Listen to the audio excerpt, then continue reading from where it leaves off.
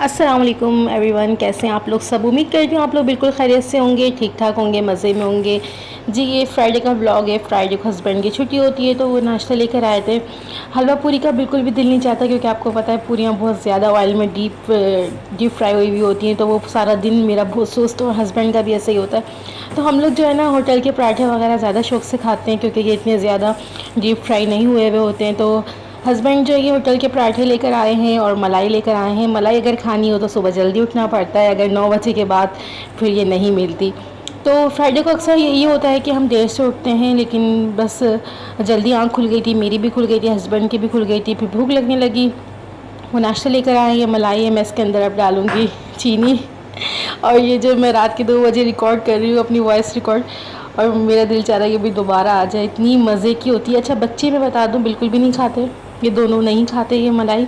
Husband और मैं बहुत शौक़ से खाते हैं। इसके साथ वो ये छोले का सालन जो है ये भी ले आए थे कि चलो थोड़ा सा मीठा और थोड़ा सा तीखा दोनों का अच्छा कॉम्बिनेशन हो जाएगा। हम लोग ये कि अच्छा सा तगड़ा सा जो कहते हैं ना ये नाश्ता करेंगे। और नाश्ते करने के बाद अच्छा पराठे 4 हैं क्योंकि हस्बैंड की आदत है जब भी हम लोग ब्रेकफास्ट करने बैठते हैं तो वो बच्चों को आवाज़ें लगाते हैं। तो बिस्मा तो मेरी बेटी तो बिल्कुल भी नहीं उठने वाली, जब वो सोती है तो बहुत ज़्यादा गहरी नींद में सोती है, उसको आप उठाते रहो। हाँ बेटे को आवाज़ लगाई, वो फ़ौरन उठ गया था और उसने छोले का सालन और पराठा अपना नाश्ता कर लिया था ना। उसके नाश्ते के बाद समझे हमने 5 बजे खाना खाया, सारा दिन भूख ही नहीं लगी क्योंकि वो काफ़ी हैवी होता है पराठा वगैरह भी। अच्छा फ्राइडे थी तो मैंने बताया था पहले भी आपको, हस्बैंड की छुट्टी होती है तो मैं मौके का फ़ायदा उठा लेती हूँ। और मेरे आज क्लाइंट भी थे, कुछ मेकअप लैशेस ग्लू वगैरह मेरी रह गई थी, ख़त्म हुई हुई थी, मैं वहाँ चली गई थी लेने।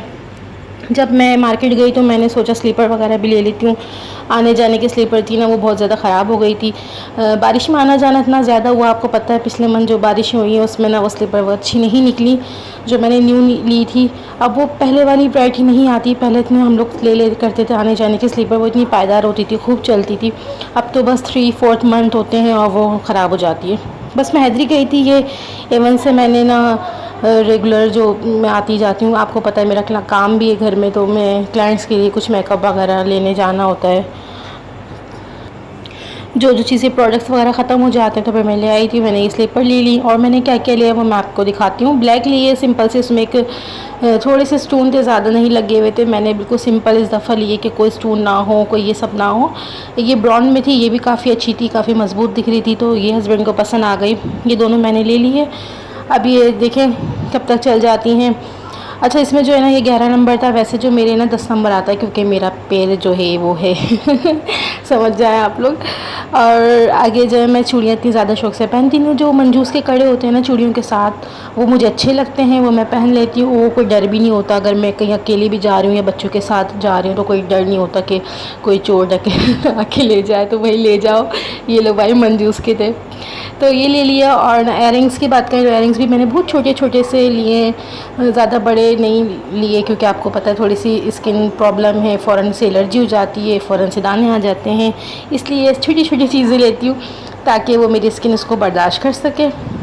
अच्छा जी, फ्राइडे का ब्लॉग जो है ना वो यहीं पर ख़त्म होगा। फ्राइडे को हमने बहुत जगह सोचा हुआ था, मुझे मेरी नन के घर भी जाना था और लैंडी भी जाना था, मलीर भी जाना था, तो लेकिन हम नहीं जा सके क्योंकि मेरे क्लाइंट आ गए।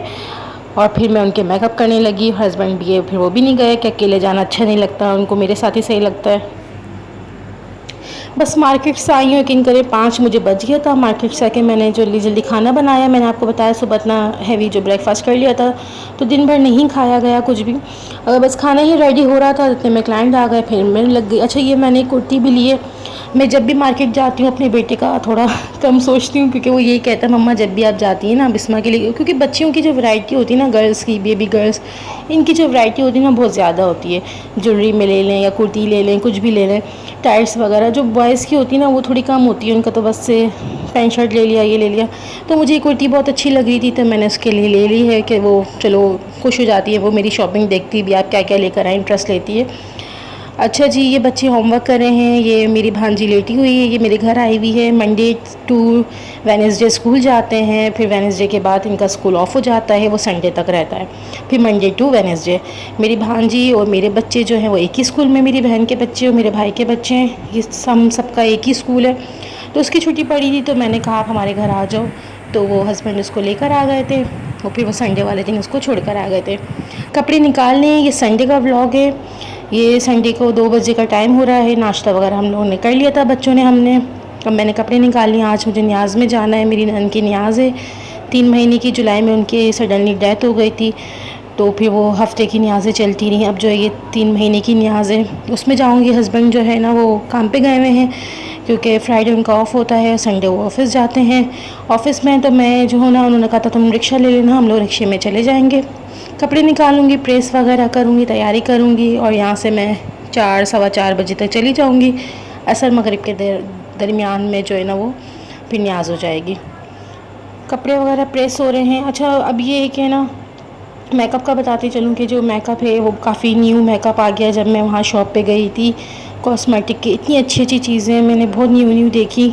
अब जो आई शेडो किट वगैरह होती है वो ज़्यादा नहीं चल रही। वो जो कि लिक्विड आई शेडो किट है वो बहुत अच्छी चल रही है। लिक्विड आई शेडो उसके अंदर ना ग्लिटर वगैरह हैं, वो सब मैंने सोचा है मैं लूँगी, ख़रीदूँगी। फिर मैं आपको बताऊँगी। जिन जिन लड़कियों को मेकअप करना बिल्कुल भी नहीं आता, बस वो आप लिक्विड वाला आई शेडो लें और अपने आइज़ पे जहाँ पूरा एक निशान लगा लें कि यहाँ तक हमें आई बॉल तक लगाना है, यहाँ लगाना है। बहुत इजी है वो, मुझे बहुत अच्छे लगे। फाउंडेशन मैं आपको बताते चलो, फाउंडेशन अगर आप लेना है तो मुसरत मिसबा की ले लें। मुसरत मिसबा की फ़ाउंडेशन जो है वो बहुत ज़बरदस्त है, 100% उसका औसम रिज़ल्ट है।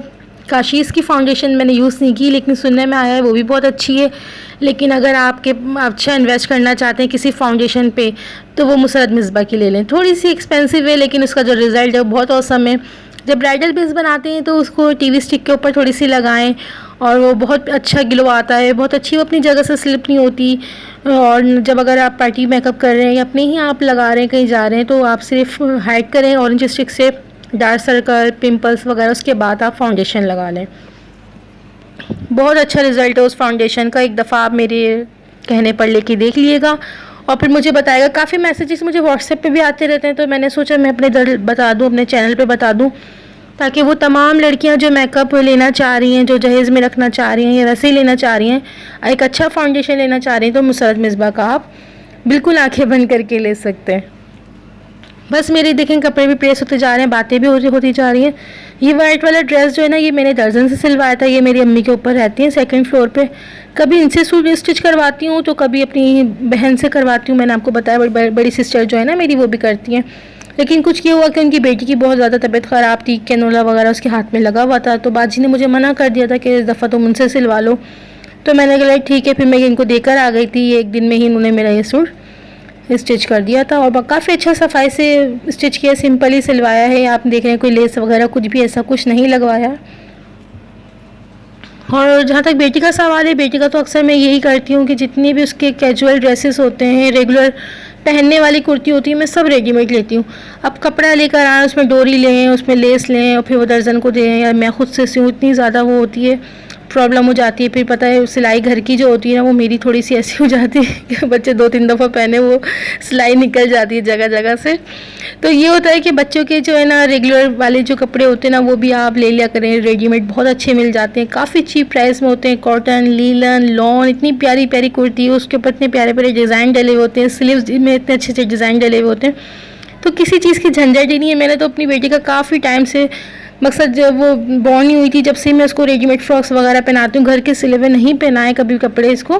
बहुत कम किसी ने ऐसी मोहब्बत में सी के दे दिए तो वो मैंने पहना दिए, वरना मैं नहीं पहनाती। अभी माशाल्लाह से वो 11 ईयर की हो गए, अभी तक मैं उनके रेडीमेड ही लेती हूँ, चाहे वो घर के कपड़े हों चाहे जैसे भी हों, तो वो बहुत अच्छे मिल जाते हैं, काफ़ी चीप प्राइस में होते हैं और बच्चे वो खुशी खुशी पहन लेते हैं, बस आए और पहन लिए।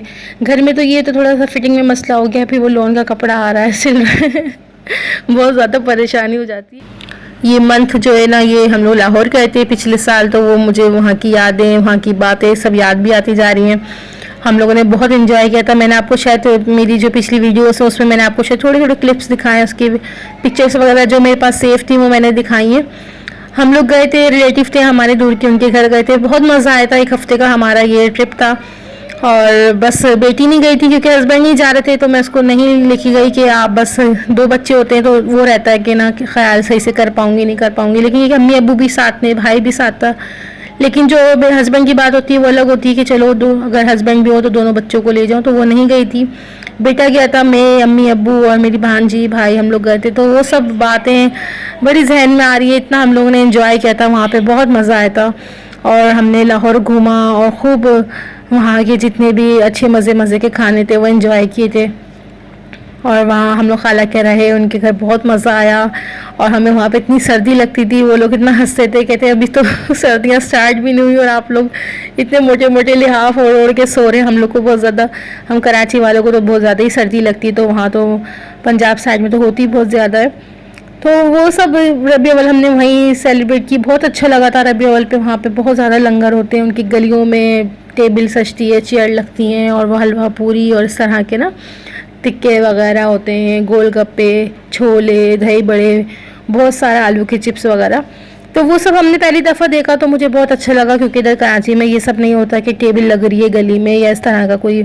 वहाँ पे जब लंगर हम लोगों ने इस तरह का देखा कि गलियाँ इतनी ज़्यादा सजी हुई हैं, जैसे हम लोग टेंट वगैरह लगाते हैं माइयों मेहंदी का या कोई किसी भी तकरीब का, तो वहाँ पे इसी तरह का हो रहा था कि टेंट तो नहीं लग रहा था लेकिन लाइटिंग बहुत ज़्यादा की जा रही थी। फिर वो वहाँ पे टेबल चेयर वगैरह सेट हो रही, वही सब यादें याद आ रही हैं। बहुत मिस करते हैं हम लोग, उनसे बात भी करते रहते हैं। अच्छा लगा था, बहुत मज़ा आया था।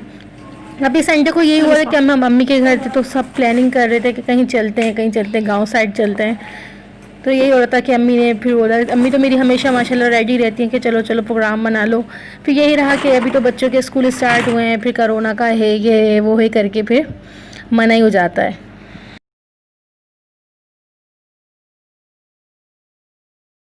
4 सवा 4 बजे का टाइम हो गया और ये बस मेरी बातें भी ख़त्म हुई। अब हम लोग रिक्शा करेंगे। अच्छा, मैं कोने पे चले आती हूँ रिक्शा करने, लेकिन इस दफ़ा मैंने अपने बेटे से बोला आप दरवाज़े पे लेकर आ जाओ, तो वो गया और लेकर आ गया दरवाज़े पे। हम लोग बैठ गए हैं, अब जा रहे हैं हम अपनी नन के घर पे।